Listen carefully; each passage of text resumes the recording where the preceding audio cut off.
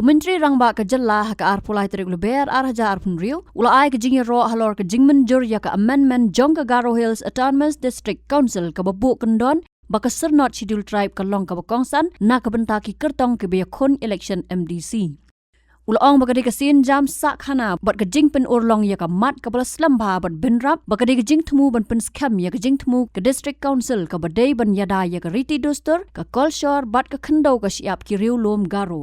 Ula benrap baka jing dawa komia kene ka kendon ka bala sateng lau nyu pusau snam bat ki Executive Committee bat sorkar barim kimla ban pen kam. Halor kene ka National People's Party ka balam khmat ya ka Executive Committee ha GHADC ka penlong da ka jialang hatura ban lekmen halor kene ka sin jam. Today in the Garo Hills Autonomous District Council in the special session, the EC and the House in fact today has passed a historic resolution or rather an amendment to the rules where it is made mandatory for any candidate who is contesting to have an ST certificate. This is truly a very historic moment and a very, very important decision, as we know that the district councils have already or traditionally been meant for the tribals of the region, and hence it is important that the conditions that have been introduced now in the Garo District Council should be brought in. And this was something that was a very long pending demand of the people. But for past 74 years, none of the governments or district councils were able to do this. But I'm happy to see that today we have come to this very historic decision.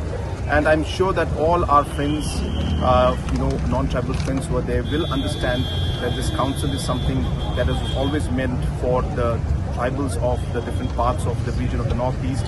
And hence I'm sure that there will be cooperation from all angles, and we will all work together in peace and in harmony to ensure we take Garo Hills and the entire state and the region forward.